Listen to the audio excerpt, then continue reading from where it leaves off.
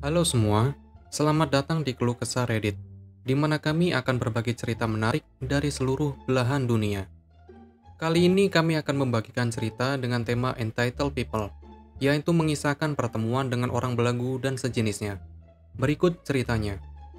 Cerita pertama, rekan kerja yang belagu mengatakan aku melecehkannya secara seksual.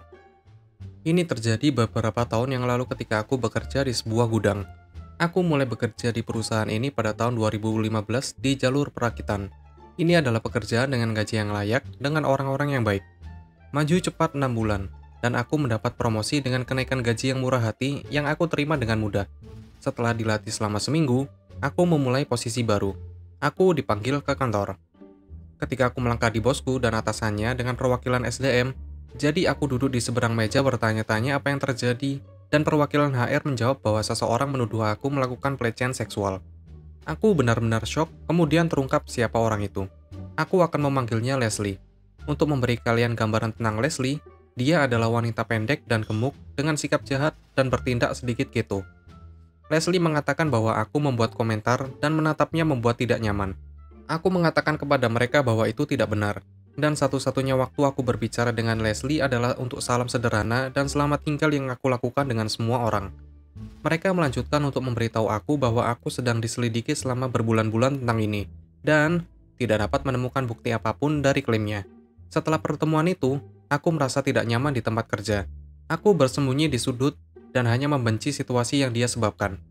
Leslie memberitahu siapapun yang mau mendengarkan bahwa aku hanyalah bajingan dan tidak bisa berbuat apa-apa. Aku berada di titik puncak ketika aku mengadakan pertemuan dengan HR dan supervisor.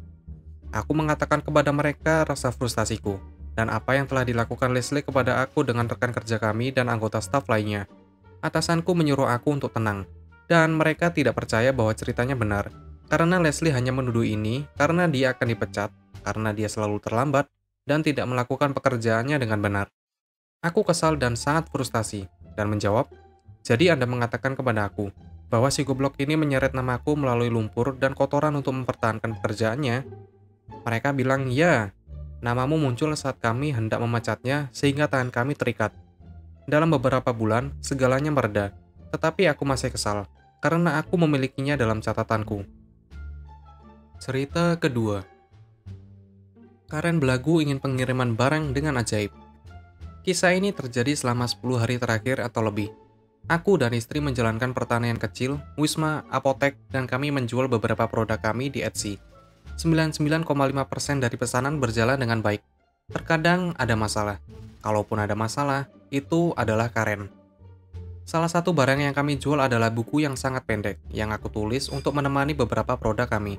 Jangan terlalu terkesan, itu cukup pendek, diterbitkan sendiri, dan lain-lain. Tapi ini adalah teman yang baik di stand pasar petani kami, dan lain-lain. Sekitar 10 hari yang lalu, aku sedang duduk di meja, dan Karen memesan buku tersebut. Karena yang harus aku lakukan hanyalah mengambil salinannya, memasukkannya ke dalam amplop yang empuk, mencetak label pengiriman, dan pergi. Aku melakukannya di tempat. 3 hari kemudian aku mendapatkan pesan Etsy yang mengatakan bahwa info pelacakan mengatakan pesanannya terkirim, tetapi dia tidak memilikinya dan semuanya tampak terlalu cepat untuk menjadi nyata atau sesuatu seperti itu. Aku memeriksa pelacakan di sisiku, dan melihat hal yang sama. Terkirim. Aku katakan padanya aku minta maaf. Tanyakan pada kurir, apakah mungkin itu dikirimkan di suatu tempat dekat, dan katakan pada kurir, kami akan bekerja sama untuk memperbaikinya. Aku juga tahu bahwa terkadang operator akan menandai barang terkirim, dan kemudian benar-benar mengirimkannya keesokan harinya.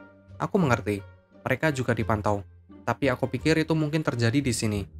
Aku kemudian pergi keluar kota untuk bisnis, dan melanjutkan untuk tidak hanya mendapatkan 4 pesan Etsy lagi, tetapi dia kemudian membuka kasus dukungan. Bukan dengan USPS, tetapi dengan Etsy. Pikiran kalian pada titik ini. Aku secara teknis telah memenuhi bagianku, tetapi aku ingin membantunya.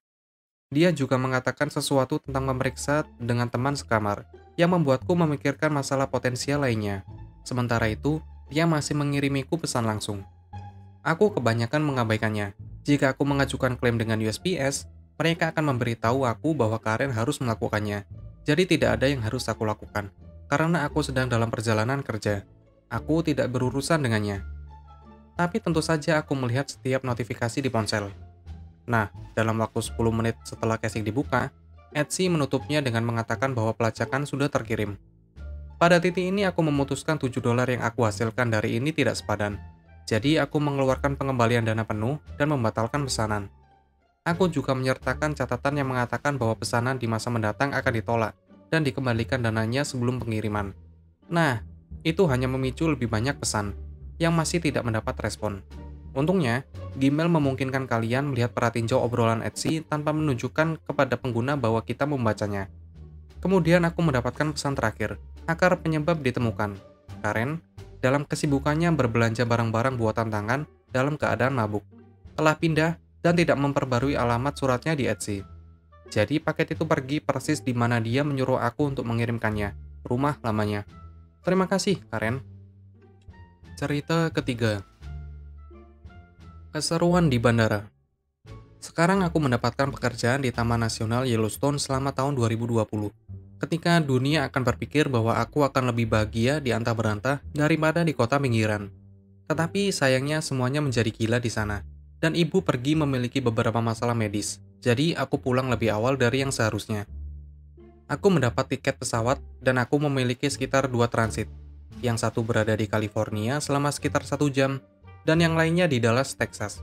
Sebelum mereka membawa aku kembali ke Michigan, yang aku masih tidak tahu mengapa kami harus pergi ke California. Sekarang singgah di Dallas, Texas, adalah sekitar 3 jam yang membuat aku agak kesal, tetapi tidak peduli pada titik ini. Aku tahu itu akan menjadi malam yang panjang ketika aku berada di Texas. Jadi rencanaku adalah duduk di sana dan menonton Hamilton di laptop, makan McDonald, dan bersantai. Saat waktu semakin dekat untuk boarding, seorang pramugari yang baik mendatangi aku memberitahu aku bahwa aku akan dipindahkan ke first class, yang aku harapkan karena aku memiliki cacat, karena aku pingsan secara acak jika tekanan darah terlalu rendah, dan juga memiliki alat bantu dengar, dan aku tidak suka memakainya ketika aku dalam penerbangan. Aku dulu sering berpindah-pindah, agar lebih dekat dengan pramugari, sehingga mereka bisa mengawasi aku. Sekarang wanita ini dan suaminya mendengar pramugari berbicara, dan aku rasa mereka merasa terhina, karena seorang gadis berusia 21 tahun sedang naik ke first class, sedangkan mereka tidak.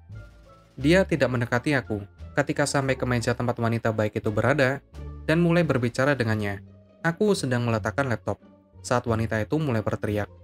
Dari apa yang aku dengar, dia mengeluh bahwa dia tidak naik ke first class, dan beberapa pelacur dengan disabilitas dipindahkan ke first class. Sekarang aku sedikit bingung, karena aku tidak tahu mengapa dia berteriak dan marah. Sampai dia menuju ke arahku, dan kemudian dia mulai bergegas ke arahku dengan sangat cepat. Sekarang, sebelum dia mendekati aku, dia sudah dihadang oleh keamanan. Dan dia terus meneriaki aku dan memanggil aku pelacur. Pramugari yang baik mengambil ransel dan koperku, dan menarik aku keluar dari jalan, dan ke tempat yang lebih aman. Pemimpin penerbangan bertanya kepada pramugari yang baik apa yang sebenarnya terjadi, dan mengapa wanita itu marah. Dia mengatakan kepada aku bahwa wanita itu ingin pindah ke first class karena dia adalah seorang wanita pekerja keras dan pantas duduk di first class, dan begitu pula suaminya. Jujur, demi Tuhan, aku akan rela memberinya tempat dudukku. Aku masih tidak tahu apa yang terjadi padanya dan pramugari baik itu. Dan pesawat pada dasarnya kosong. Pada saat kami tiba di Michigan, sudah hampir pukul 2 pagi dan aku sangat lelah. Begitulah ceritanya. Apabila kalian suka, kalian bisa like dan berkomentar di bawah. Jangan lupa subscribe untuk membantu channel ini. Sampai bertemu di video selanjutnya.